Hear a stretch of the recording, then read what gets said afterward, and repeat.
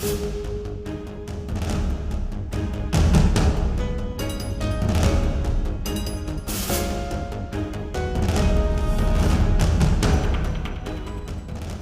evening and welcome to the Thai PBS World. Today we have followed the parliamentary debate on the oath taking for 9 hours. And what's the implications after we have listened to the debate?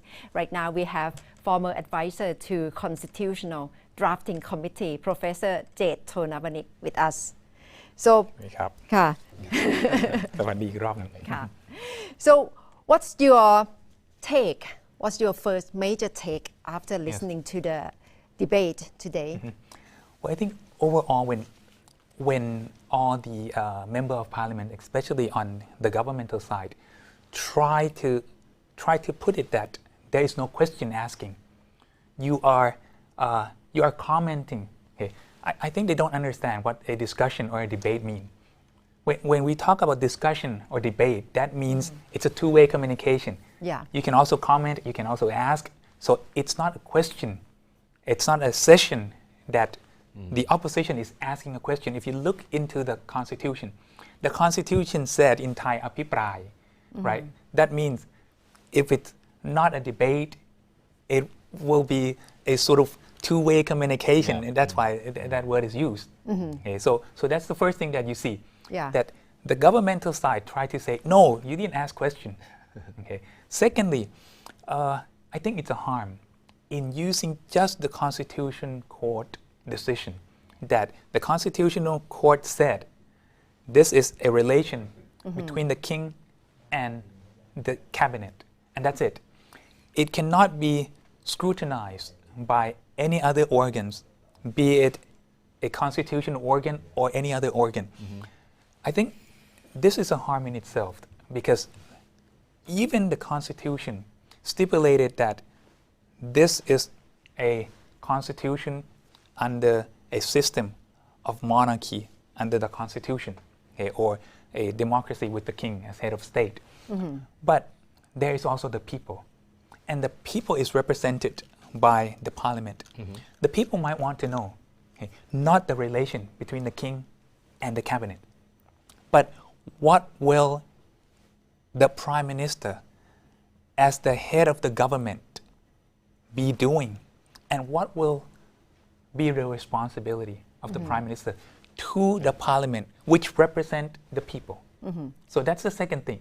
Yeah. The third thing is that what if this turns out to be a precedent that people will from now on say, okay, it's not important anymore. it's not important anymore. To follow the constitution, right? It's important to pledge the oath, but it doesn't matter how many pillars in there. The Constitution stipulated 3 pillars. The first one is pledging allegiance to His Majesty the King. The second is vow to serve the country and the people. The third is being abided by the Constitution. So you don't have to be abided by the Constitution. What if people think that you don't even have to vow to serve the people and the country? Yeah. But I don't think anyone will say that, well, what about allegiance to the king? However, what about inside the mind? Especially inside the mind of many people that have some sort of feeling that is in a negative way to many institutions in this country. How will we put this in their mind and clear it out from their mind? I think that's the main problem. You see, in fact, the question is very simple. What went wrong on the July the 16th during the swearing-in ceremony? Yes. Why didn't the government, the Prime Minister in particular, didn't take the oath of office in complete wording, right? Yes. And judging from the reaction from the Prime Minister and the statements made by Deputy Prime Minister Visnu today, it doesn't look like they're going to do anything. Yes. Yes. The Prime Minister suggested something like that the whole thing is over. So Yes. what do you think will be the implication then if that's the stand of the government? Well, when the government tries to explain over and over that there has been nothing wrong being done, I think it's wrong in itself. How can it not be anything wrong when the Constitution wrote exactly all the wordings and look around the world and also look into our country? From our first Prime Minister, Prayamano Pakorniti Thada, all the way to our current Prime Minister, Our current Prime Minister has done this 3 times, 4 times. The 4th time was the problem one. Okay. So from 1932 all the way until now, nobody has ever done that. And in many other countries around the world, very few people have done that. But all those people who've done, say sorry, apologize. So what happened to this country? What happened to our Prime Minister? I think we are not trying to pressure the Prime Minister. I'm not thinking far that the Prime Minister should go, the cabinet should be changed and all those things, but I just think that in this situation, why there has been no apology, which is very simple. Apology to the people and pledge apology to His Majesty.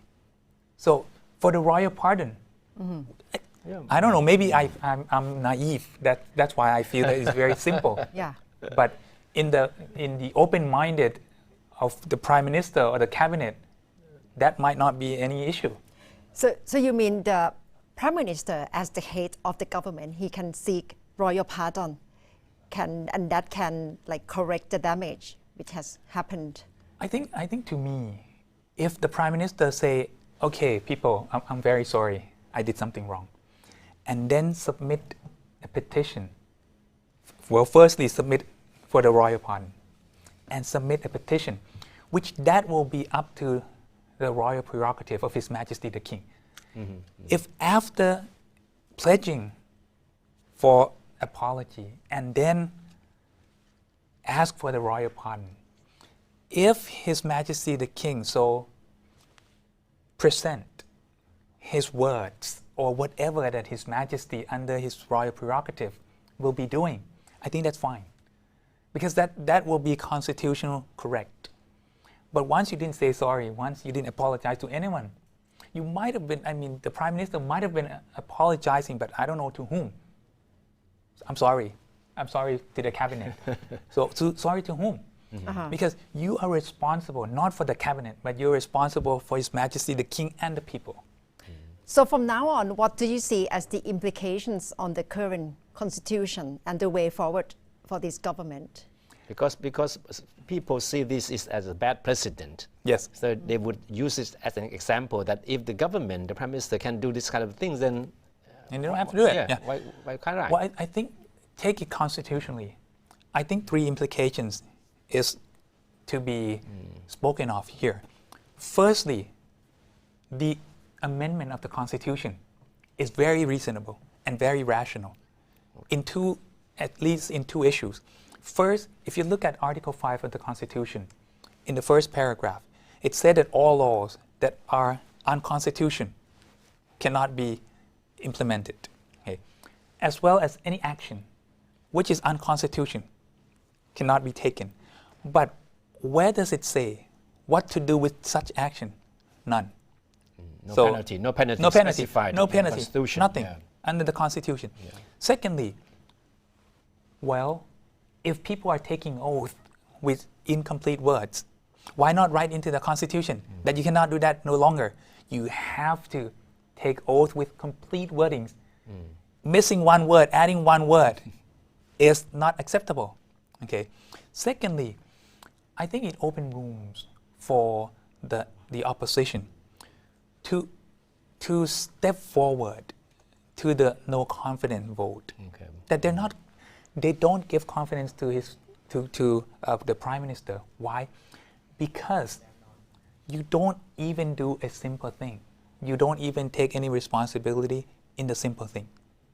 Third, from now on, all the laws being passed will be a sort of a bargain game between the opposition and the government to try to measure up.